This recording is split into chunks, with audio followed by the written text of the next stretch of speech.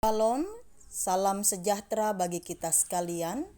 Bapak, Ibu, saudara-saudara yang terkasih, hari ini Sabtu 5 Juni 2021, renungan harian bagi kita diambil dari Lukas pasal yang ke-8, ayat yang ke-4 sampai ayat yang ke-15 dengan perikop perumpamaan tentang seorang penabur. Sebelum kita membaca dan merenungkannya, mari kita berdoa. Bapa di sorga, terima kasih untuk setiap kebenaran firman-Mu yang boleh kami baca, yang boleh kami renungkan setiap hari. Pada saat ini kembali kami akan merenungkan firman-Mu melalui Injil Lukas pasal yang ke-8, ayat yang ke-4 sampai yang ke-15. Kiranya Roh Kudus menuntun kami, agar kami semakin mengerti apa yang menjadi kehendak-Mu dalam hidup kami. Kami boleh mempraktekannya tiap-tiap hari.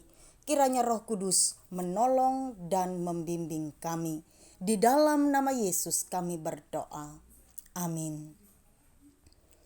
Bapak, Ibu, saudara-saudara yang terkasih, perumpamaan tentang seorang penabur adalah salah satu dari beberapa perumpamaan yang disampaikan oleh Tuhan Yesus langsung dengan arti atau makna dari perumpamaan itu. Sehingga tidaklah sulit bagi pendengar pada waktu itu dan kita sekalian, para pembaca pada masa sekarang, untuk memahami arti atau maknanya. Apalagi ketika Tuhan Yesus menyampaikan perumpamaan ini, Ia menyampaikannya kepada orang-orang Galilea dan orang-orang yang datang dari berbagai tempat yang mungkin saja sudah terbiasa melihat atau menyaksikan bagaimana seorang penabur menaburkan benih di ladang. Bapak, Ibu, saudara-saudara yang terkasih, melalui perumpamaan ini Tuhan Yesus ingin menjelaskan bagaimana sikap 4 macam pendengar yang berbeda terhadap firman Allah yang disampaikan oleh sang penabur firman kepada mereka.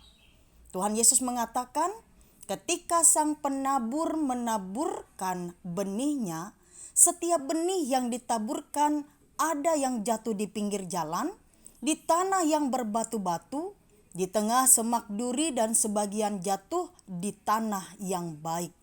Yang jatuh di pinggir jalan, di tanah yang berbatu-batu, dan di tengah semak duri pada akhirnya tidak akan dapat bertumbuh sehingga akhirnya mati. Sedangkan yang jatuh di tanah yang baik, ia akan bertumbuh dan menghasilkan buah. Kondisi ini adalah kondisi yang memang biasa terjadi ketika benih ditaburkan. Orang-orang yang sudah terbiasa dalam hal bertani atau bercocok tanam sangat memahami kondisi ini. Itulah sebabnya petani berpengalaman saat akan menaburkan benih atau menanam tanaman akan berupaya mencari tanah atau tempat yang baik.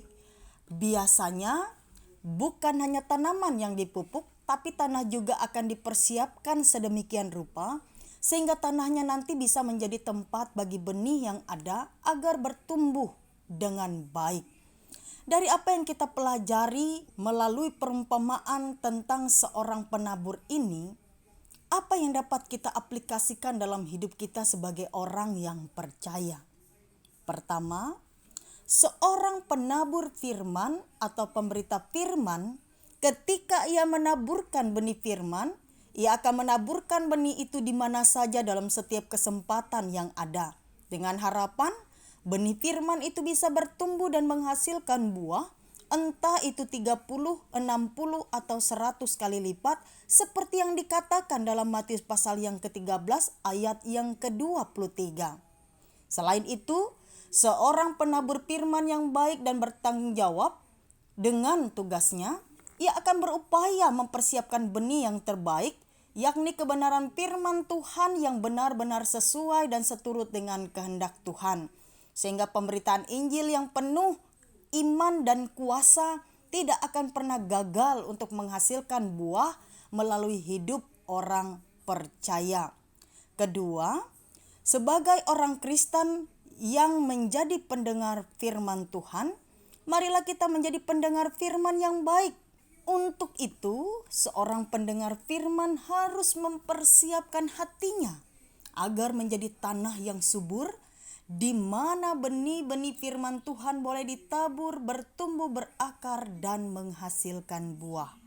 Dalam rangka mempersiapkan hati agar menjadi tanah yang subur, seorang pendengar firman harus senantiasa menjaga hatinya, agar hatinya tidak dikuasai si jahat, sehingga firman Tuhan yang didengar tidak masuk telinga kanan, keluar telinga kiri. Menjaga hatinya, agar hati tidak menjadi keras untuk menerima firman Tuhan, karena dangkalnya cara berpikir, keegoisan diri, dan ketidakmauan untuk hidup dalam kebenaran karena sudah terbiasa hidup dalam dosa. Ia juga harus menjaga hati agar masalah pergumulan kekhawatiran hidup di dunia dan tipu daya kekayaan dan keinginan-keinginan duniawi tidak mengambil tempat yang utama di dalam hati orang percaya, sehingga orang percaya kehilangan fokus untuk menjadikan Tuhan dan kerajaannya sebagai tujuan hidup. Kiranya firman Tuhan ini menjadi perenungan untuk kita hari ini. Selamat berjuang Bapak Ibu Saudara-saudara, selamat menjaga hati, selamat menjadi pendengar dan pelaku firman. Tuhan Yesus memberkati.